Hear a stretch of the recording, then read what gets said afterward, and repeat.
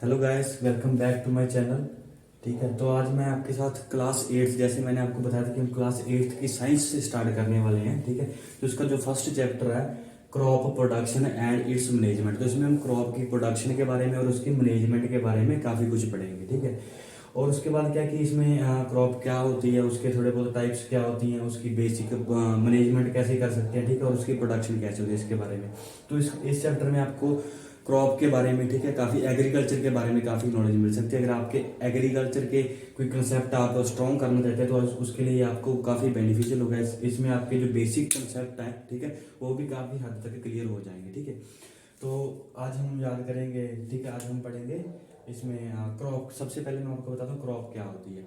तो क्रॉप क्या होती है कि जब हम सेम काइंड ऑफ प्लांट, एक ही तरह के प्लांट किसी स्पेसिफिक फील्ड में, ठीक है, कल्टीवेट करते हैं, उसको ग्रो करते हैं, तो उसको हम बोलते हैं क्रॉप्स। जैसे वीट हो गया, ठीक है, और पैडी राइस हो गया, ये क्या होती हैं।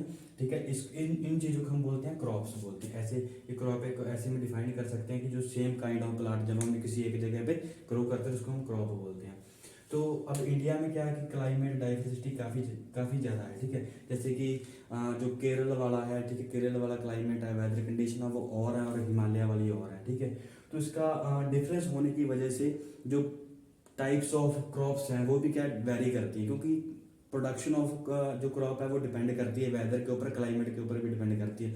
तो इसी वजह से क्लाइमेट और वेदर डिफरेंट डिफरेंट होने की वजह से, डाइवर्सिटी होने की वजह से इंडिया में तो उसकी जो प्रोडक्शन भी है वो काफ़ी डिफरेंट टाइप ऑफ क्रॉप हमको देखने को मिलती है। ठीक है, तो इसको हम ब्रॉडली हम दो कैटेगरी में डिवाइड कर सकते हैं। पहली होती है खरीफ की फसल या खरीफ क्रॉप बोलते हैं हम इसको।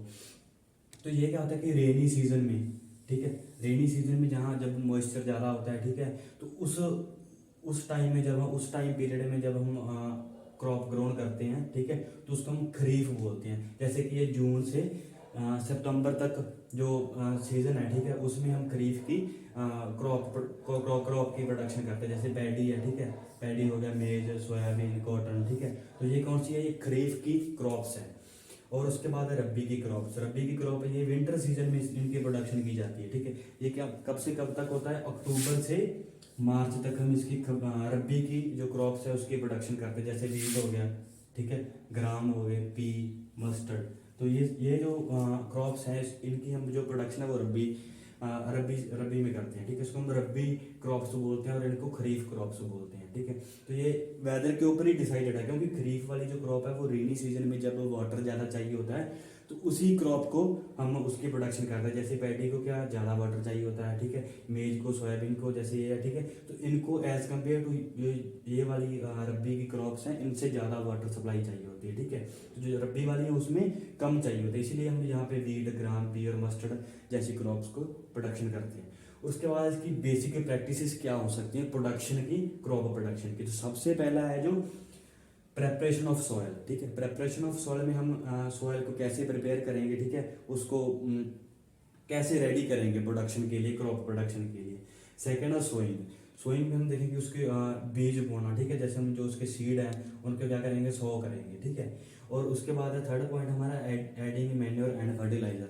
तो इसमें क्या कि जो प्लांट की एक हेल्दी ग्रोथ के लिए, उसकी अच्छी प्रोडक्शन के लिए, अच्छी यील्ड के लिए हमें न्यूट्रिशन चाहिए होते हैं, और वो हम एडिशनली किससे, मैन्योर एंड फर्टिलाइजर से उसको प्रोवाइड कर सकते हैं। और उसके बाद इरिगेशन, वाटर सप्लाई भी अच्छी चाहिए होती है। ठीक है, क्रॉप के लिए जो जिन क्रॉप को ज़्यादा चाहिए होती है उनके लिए इरिगेशन होना, वाटर सप्लाई होना भी जरूरी है। और उसके बाद है protection from weeds.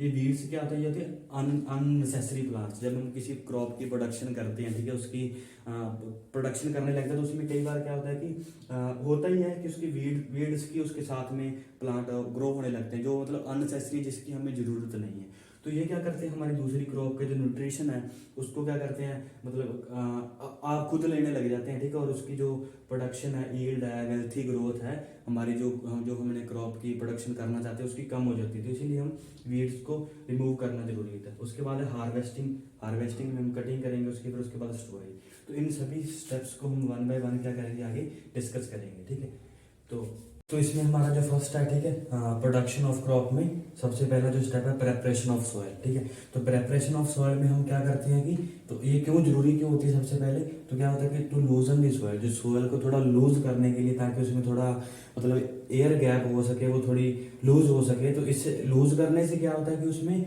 Growth of earthworm and microbes होती है।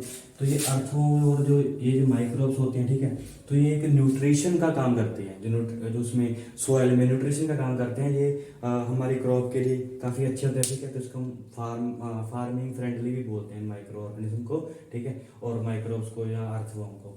तो ये और क्या करते हैं, एडिशन ऑफ ह्यूमस, ठीक है। तो ये जब पैदा हो जाते हैं, ये लूसन से पैदा हो जाते हैं। जब जब थोड़ी लूज हो जाती है सॉइल, तो ये अर्थवॉर्म और माइक्रोब्स की मतलब प्रोडक्शन होने लगती है, ये भी उसके साथ बनने लगते हैं। और उसके बाद क्या होता है कि एडिशन ऑफ ह्यूमस, ये क्या करते हैं, अर्थवॉर्म एंड माइक्रोब्स ह्यूमस को ऐड करना शुरू कर देते हैं सॉइल में। और जो वेरियस डेड एनिमल होते हैं, ठीक है, जो नीचे दबे होते हैं, ठीक है, सॉइल के, तो वो प्लो करने से ऊपर आ जाते हैं। और ऊपर आने के बाद वो क्या करते हैं, जो उसमें न्यूट्रिशन है, एनिमल्स में न्यूट्रिशन है डेड एनिमल्स में, वो भी क्या आ जाता है, सॉइल में मिक्स हो जाता है ऊपर वाली साइड। तो जिसपे हम क्या करते हैं, अपनी कल्टीवेशन करते हैं, ठीक है। तो इस प्रोसेस को, ठीक है, लूजिंग ऑफ सॉइल करने को हम बोलते हैं टिलिंग और बोलते हैं, या फिर प्लोइंग बोलते हैं, ठीक है। तो ये किससे किससे होती है, ये प्लो एक इंस्ट्रूमेंट है, ठीक है, जिससे हम प्लोइंग करते हैं। ये क्या, तो वुडन का होता है। इसमें आप देख सकते हैं साइड में, ठीक है, इमेज में देख सकते हैं। इसमें क्या, एक प्लो शाफ्ट होती है और एक प्लो शेयर होता है, ठीक है। और ये पहले वुडन का यूज होता था, लेकिन अब तो आयरन के आ गए हैं, ठीक है, जिसको हम ट्रैक्टर के साथ सॉइल को प्रेपरेशन करने के लिए, सॉइल के प्रेपरेशन करने के लिए यूज करते हैं, ठीक है। और उसके बाद है हो, ठीक है। हो भी क्या है कि ये रिमूवल ऑफ वीड्स, जो वीड्स होते हैं, ठीक है, वीड्स मैंने आपको बताया, जो अननेसेसरी प्लांट्स होते हैं उनको रिमूव करने के लिए या फिर सॉइल को लूज करने के लिए ये भी यूज होता है। इसके लिए आप इमेज साइड में देख सकते हैं। सो हमारा जो सेकंड स्टेप है, ठीक है, सेकंड स्टेप है सोइंग, यानी कि इसमें हम बीज बोएंगे, ठीक है।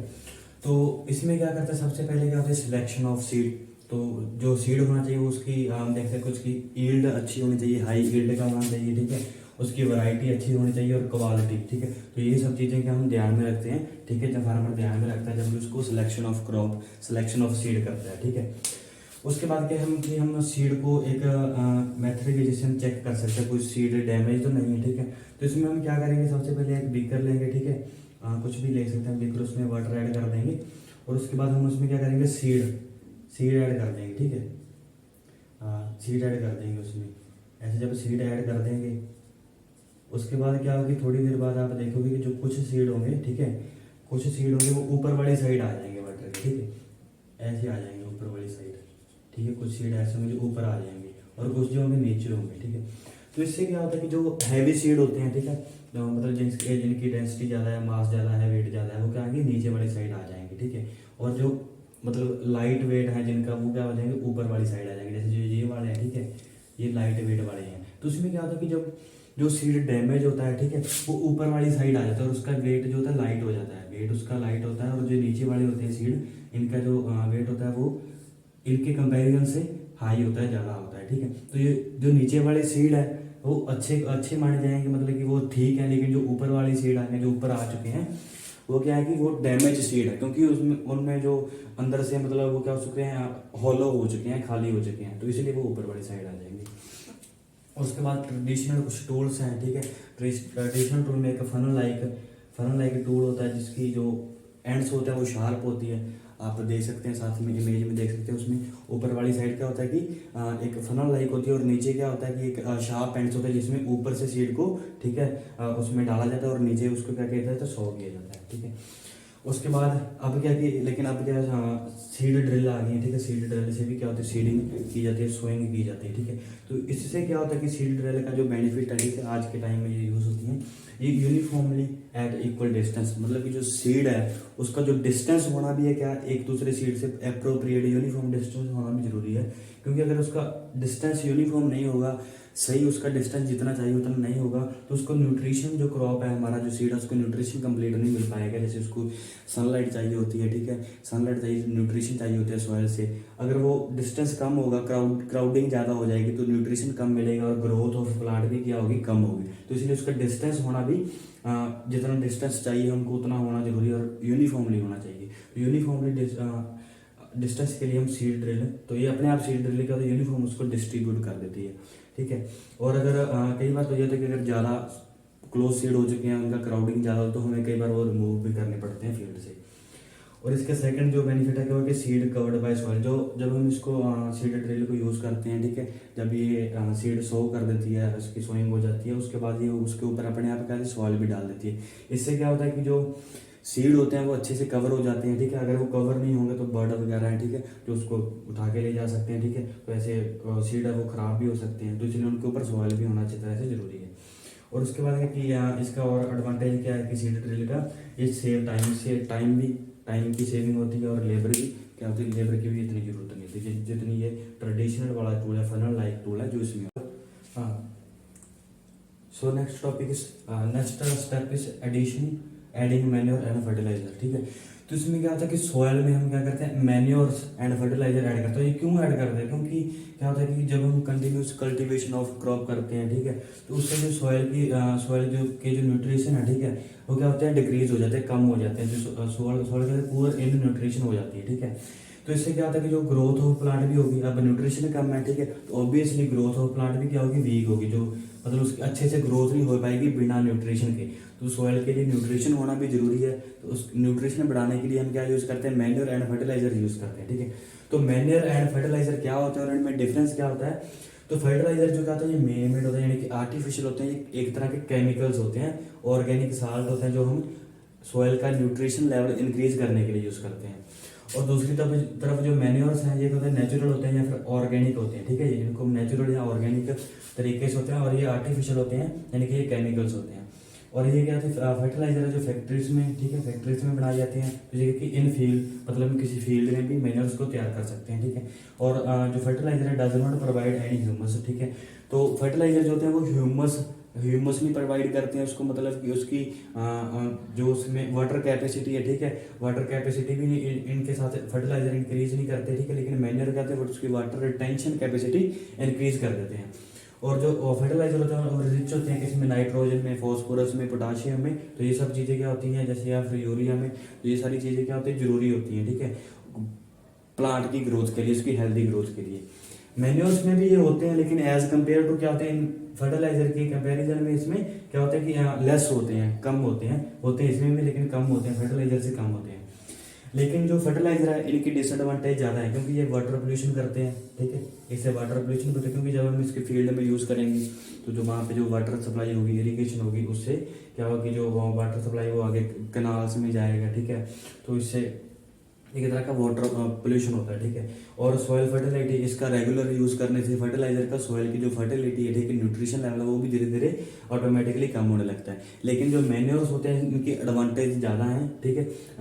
इसमें न्यूट्रिशन लेवल तो थोड़ा कम है उनसे, लेकिन इसकी एडवांटेज ज़्यादा है, ये नेचुरली है, ऑर्गेनिक है।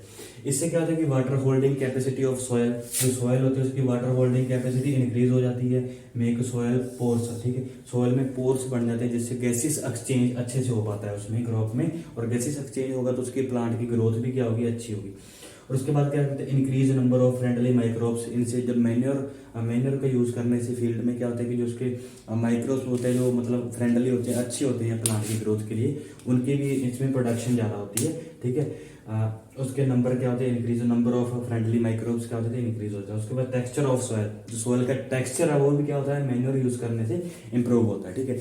तो आज के लिए बस इतना ही, ठीक है। आगे हम इसको जो टॉपिक हमारा बचा हुआ है थोड़ा सा, वो हम नेक्स्ट क्लास में कंप्लीट करेंगे, ठीक है। अगर आपको हमारे एफर्ट्स अच्छे लग रहे हैं, ठीक है, तो शेयर कीजिए, आगे भी हम ऐसा कंटेंट लेके आएंगे आपके साथ। और आपके अगर बेसिक आप डेवलप करना चाहते हैं, क्योंकि ये चीज़ें वैसे भी, ठीक है, अगर आप कोई कंपटीशन वगैरह की तैयारी कर रहे हो वहाँ पे भी आपको ये काफ़ी चीज़ें हेल्प करेंगी, ठीक है। तो मेक श्योर अगर और किसी की जरूरत है आप अपने फ्रेंड्स के साथ शेयर कीजिए, ठीक है। और हम बाकी कल हम नेक्स्ट क्लास में करेंगे। And thank you so much.